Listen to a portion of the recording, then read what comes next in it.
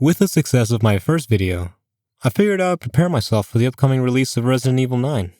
And what better way to do that than with the soft reboot of the franchise, Resident Evil 7 Biohazard.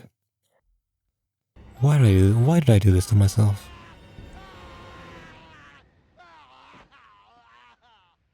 Released in 2017, Resident Evil 7 took the legendary franchise back to its roots. After 3 more action-oriented games, Capcom wanted to pivot back to what made Resident Evil great in the first place. Pure effing horror. And boy, did they do a great job.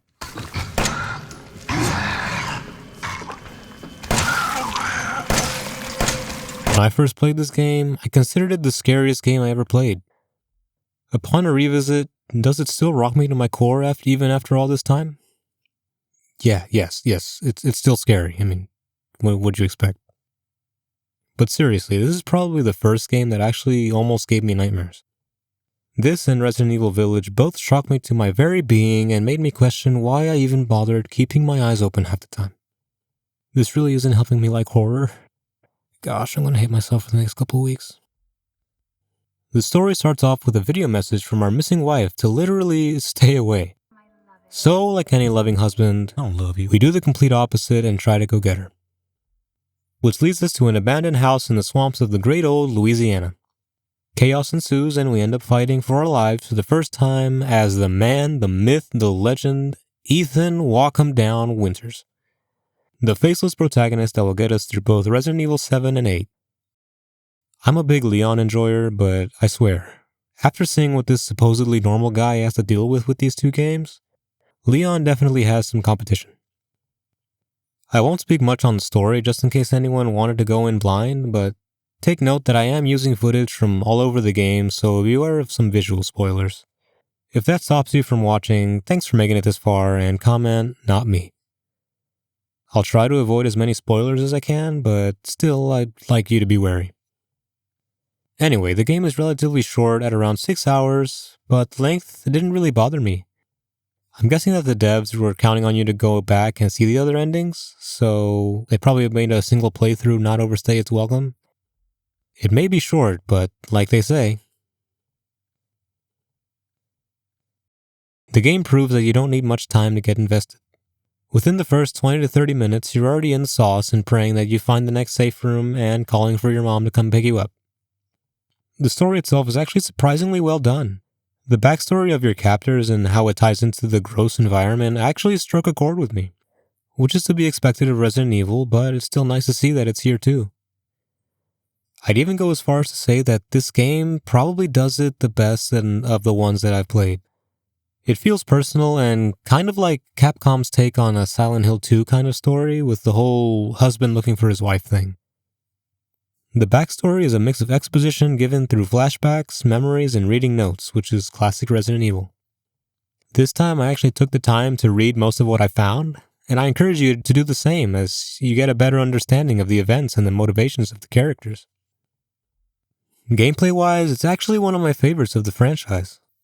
It shares a lot of similarities with other entries, so you're exploring and scavenging most of the time, managing your inventory, crafting resources, solving puzzles, and grabbing every sweet green herb that you find, but this time, in first person. This was the first Resident Evil game to adopt first person throughout the entire game. Despite that, I think it really adds to the experience. This being more of a horror-focused game, the camera change gives you an eerie feeling that third person really couldn't give you to the same level.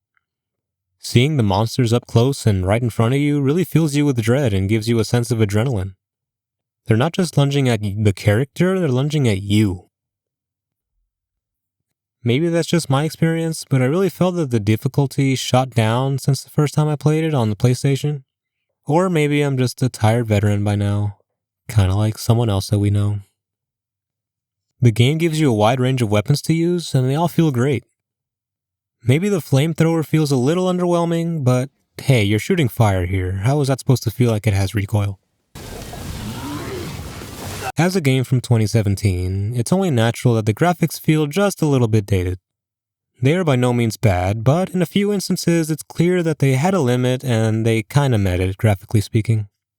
Mainly in the facial animations and hair physics, it can feel stiff at times, but nothing that'll take you out of the game. I want to note that I only bring up the aging a little bit just because the RE engine looks absolutely amazing in later games, but this game is still outstanding, it looks great, the environments and models are amazing. But graphics aren't everything, and the game still uses the engine incredibly well. It is not overly grand in scope, taking place mostly in tight spaces, which works to its advantage. The environments are creepy and unnerving, another thing that I think this game does better than any of the others in the franchise. The absolutely disgusting scenery and horrendous monsters remind you that this is a horror game through and through, so you rarely get a break from feeling helpless. You feel powerless where it counts, and some areas you don't even have a way to defend yourself. But when you do, you really feel it. Get your hands on a shotgun, and you suddenly remember why you came all this way and the absolute Chad that Ethan Winters is. The progression is also great when playing the game. It starts off simple with just surviving and learning the ropes of the mechanics, and slowly ups the stakes until you really have no clue how one man can survive all this mess with just sheer willpower and a pump-action shotgun. It's almost like he had some kind of help. By the end, you really feel like you have one hell of a night. Again, the short length adds to this and doesn't make it feel impossible that all this happened in just one night. At the end of the day, I highly recommend that you check this gem out for yourself. It is not spoken about nearly as much as the other entries in the franchise, but it is beyond worth your time. The story is worth exploring and the characters are very memorable, if maybe a little bit annoying at times. The gameplay is slower than the 3 that came before it and the few that came after it, but if you really want to experience horror in its purest form, this one is one of your best shots. Navigating through an environment as unique as a Louisiana swamp house is one experience that I will not be forgetting anytime soon, even if I really wish that I could. I don't think I'm qualified to give a proper score, but if I had to, I'd probably give Resident Evil 7 Biohazard an 8.7 out of 10. With so many great games in the franchise, it's easy for this one to fall into the cracks. But the truth is that I think this is at least in the top 5. Resident Evil 2 and 4 are masterpieces, and 8 might be more fun, but 7 really hones what a horror game should be and executes it almost flawlessly. After 9 years, it still leaves its mark, and its influence can be felt all the way up to the newest release coming out in a little over a month at the time I'm writing this. The next adventure with Chad Winters takes a little bit of a detour away from horror and leans back into the action once again. Great, now I'm gonna have to go tackle the next one, huh? I'm planning on going through Resident Evil 4 Remake first, just to freshen up on Leon the Goat Kennedy. But after that, if I have enough time, I want to explore the conclusion of Mr. Winters' story. Until then, I want to thank you all for watching, and ask that you please leave a like and subscribe, and let me know what you think of Resident Evil 7. Did you finish it? Was it your favorite? Did it make you afraid of Louisiana? I want to hear your thoughts. Alright, bye.